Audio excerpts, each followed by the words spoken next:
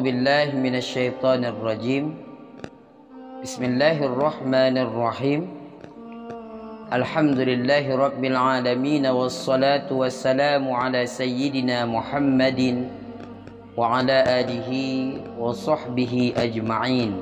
Amma ba'du.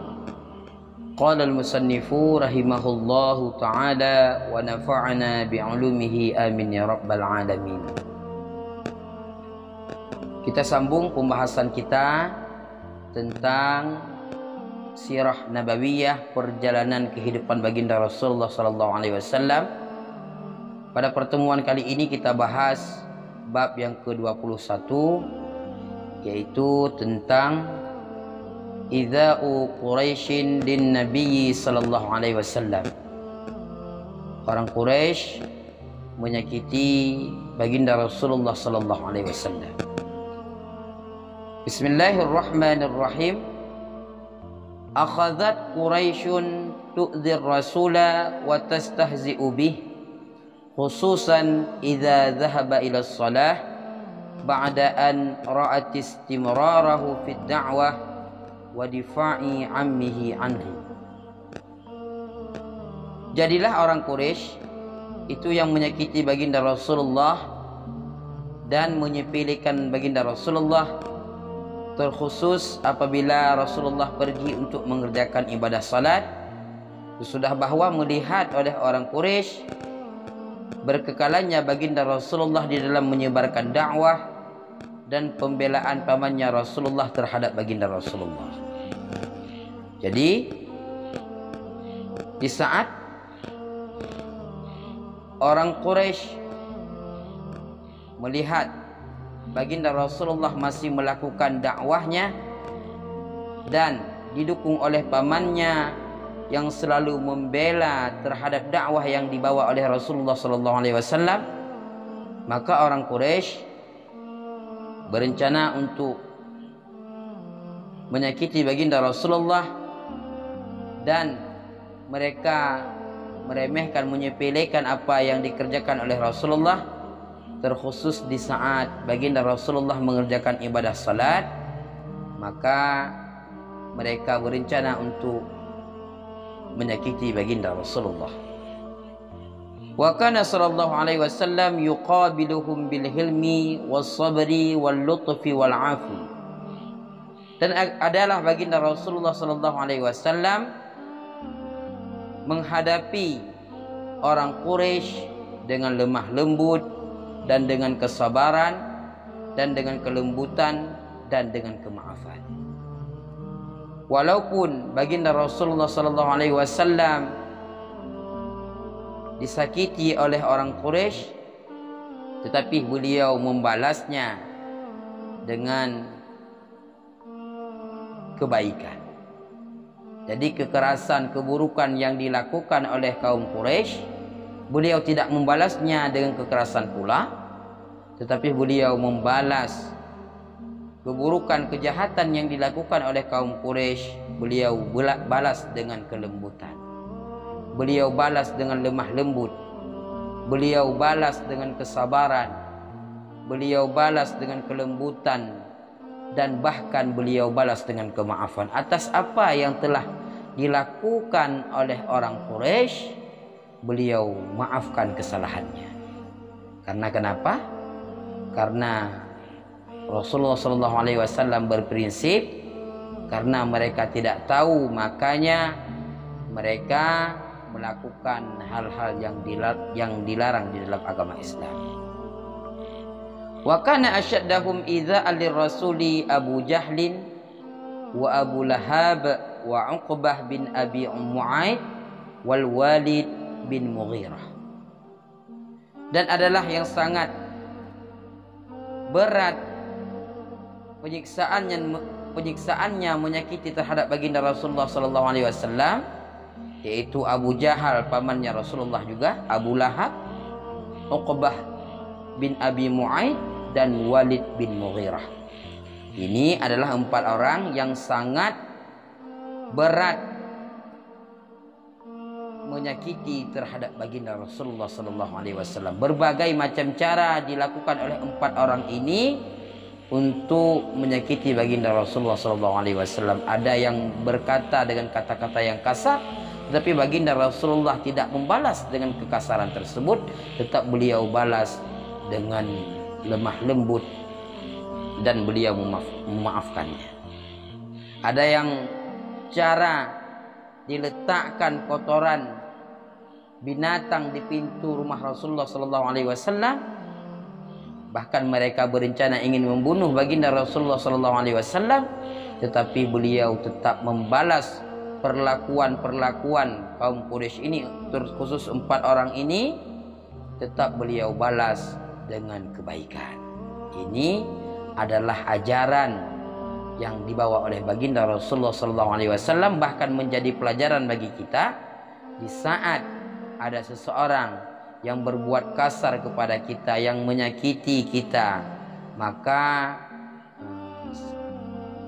semaksimal mungkin kita berusaha untuk membalasnya dengan kebaikan, dan terhadap kesalahan-kesalahan yang dilakukan, maka kita memaafkan atas kesalahan tersebut.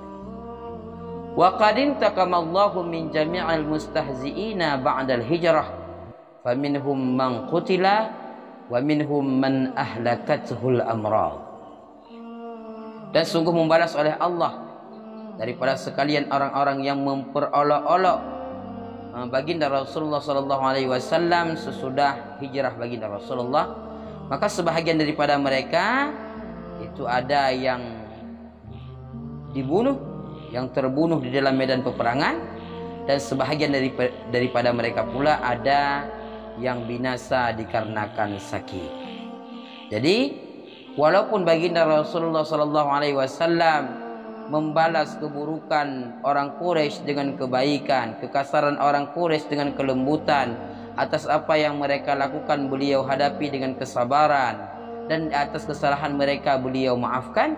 Tetapi orang-orang yang berani mengolok-olok, menghina, bahkan menyakiti baginda Rasulullah SAW, maka Allah balas mereka semua sesudah hijrah baginda Rasulullah SAW ke kota Madinah.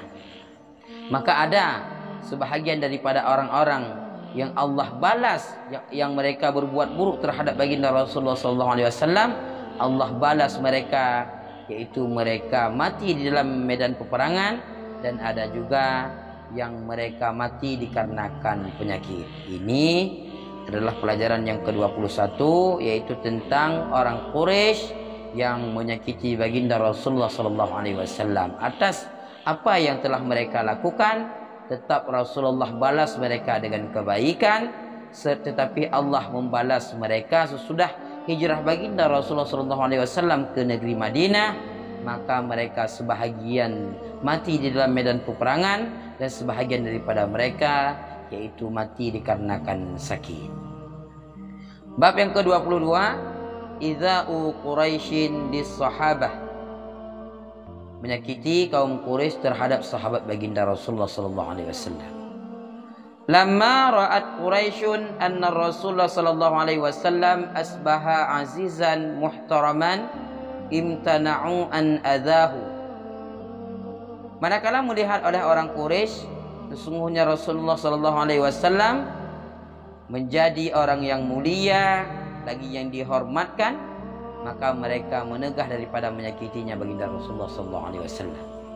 Jadi di saat orang Quraisy melihat yang bahwa Rasulullah ini sangat dijaga oleh sahabatnya, sangat dimuliakan oleh para sahabatnya, sangat dihormati oleh para sahabatnya, maka orang Quraisy berhenti menyakiti baginda Rasulullah SAW. Wa aqbalu ala ashabihi bil idza wala siyama al-mustad'afin alladzina la nasira lahum. Dan mereka berpaling terhadap sahabat-sahabat dengan menyakiti, dan lebih-lebih lagi yaitu sahabat-sahabat yang lemah, yaitu yang tidak ada orang yang menolong mereka. Jadi di saat mereka melihat Rasulullah ini sangat dijaga, sangat dihormati, sangat dimuliakan oleh para sahabatnya, maka mereka berhenti menyakiti baginda Rasulullah SAW, dan mereka berpaling menyakiti para sahabatnya. Lebih-lebih yaitu para sahabat yang memang mereka itu yang lemah, yaitu yang tidak ada penolongnya, para sahabat yang miskin, para sahabat yang berasal dari hamba sahaya. Maka ini menjadi target orang Quraisy untuk menyakiti para sahabat. Fa akhadhat kullu qabilatin tu'adzibu man aslama minha bil habsi wal darbi wal ju'i wal atash hatta sara al wahidu minhum la yastati'ul julus wa la yadri ma yaqul min syiddatil azab.